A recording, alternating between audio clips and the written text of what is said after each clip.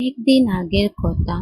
সোনাপুর নামে একটি গ্রামে বাস করত দুই ভাই, মহাদেব আর গণেশ। বড় ভাই মহাদেব ছিল ভীষণ চালাক, লোভী আর হিংসুটে। মুখে মিষ্টি কথা বললেও মনে ছিল অনেক বিষ। সে সবসময় ভাবতো কিভাবে অন্যকে ঠকিয়ে নিজের লাভ। আর ছোট ভাই গণেশ ছিল একেবারে সহজ সরল। গ্রামের সবাই তাকে বোকা গণেশ বলেই ডাকতো, কারণ সে কাউকে সন্দেহ করত না, সবাইকে বিশ্বাস করত। তাদের বাবা মারা যাওয়ার আগে বলেছিলেন, তোমরা সব সময় একসঙ্গে থাকবে, একে অপরের শক্তি হবে।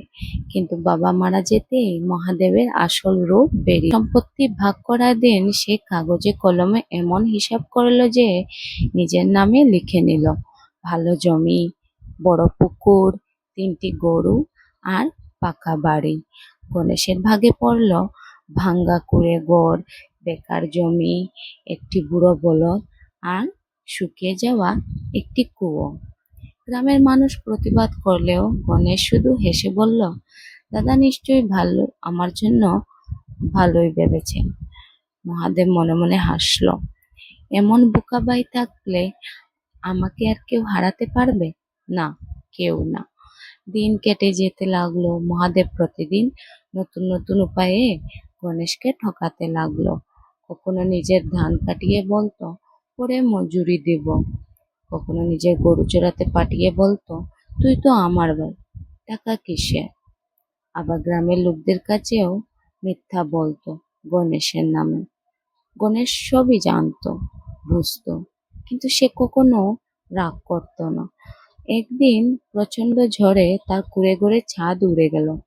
সেই রাতে না খেয়ে ভিজে মাটিতে বসে সে শুধু আকাশের দিকে তাকিয়ে বলল, হে ভগবান, আমি কারো ক্ষতি করিনি, তুমি শুধু আমাকে শক্তি দাও। পরদিন ভোরে সে নিজের বেকার জমি পরিষ্কার করতে লাগলো। হঠাৎ কোদালের আঘাতে টং করে শব্দ হলো। মাটি খুঁড়ে সে দেখতে পেল একটি পুরনো পিতলের সিন্দুক।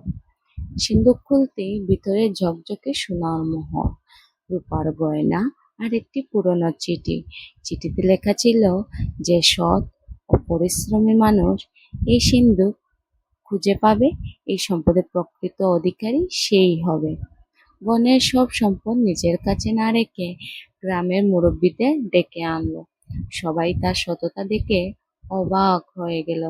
গ্রামের প্রধান বললেন, এই সম্পদের প্রকৃত মালিক তুমি গণেশ, কারণ লোভীরা নয়, সৎ মানুষই এমন সম্পদের যোগ্য। এই খবর শুনে মহাদেবের চোখে আগুন জ্বলে উঠল। সে রাতে কালো কাপড় বেঁধে গণেশের বাড়িতে ঢুকে সিন্দুক চুরি করে নিয়ে গেল। কিন্তু তাড়াহুড়ো জঙ্গলের পথে একটি গভীর গর্তে পড়ে গেল। সিন্দুক খুলে দেখলো ভিতরে সোনা নেই, শুধু বড় বড় পাথর আর একটি কাগজ। তাতে লেখা ছিল, চুরি করা সম্পদ কখনো সুখ দেয় না। মহাদেব রাগে সিন্দুক ছুঁড়ে ফেলল। অন্যদিকে গ্রামের লোকেরা চোরকে খুঁজতে গিয়ে মহাদেবের পায়ের ছাপ, ছেঁড়া কাপড় আর সিন্দুকের দাগ দেখে সব বুঝে গেল। তার সমস্ত প্রতারণার কথাও একে একে প্রকাশ হয়ে গেল। গ্রামের পঞ্চায়েত তার বড় বাড়ি, জমি আর সম্পত্তির অনেকটাই ক্ষতিপূরণ হিসেবে কেড়ে নিল। যে মানুষ একদিন গ্রামের সবচেয়ে ধনী ছিল, সে এক রাতেই নিঃস্ব হয়ে গেল।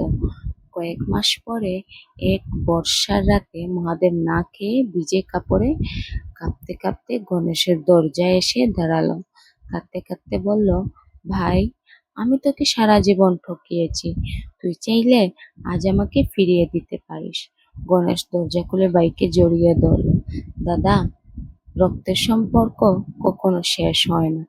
ভুল করলে মানুষকে শাস্তি নয়, সংশোধনের সুযোগ দিতে হয়, যা আমি তোমাকে দিচ্ছি। সে ভাইকে নতুন কাপড় দিল, গরম ভাত খাওয়ালো এবং নিজের ব্যবসায় কাজও দিল। মহাদেব সেই দিন বুঝল, চালাকি মানুষকে কিছুদিন জিততে শেখায়, কিন্তু সততা মানুষকে সারা জীবন সম্মান আর শান্তি দেয়।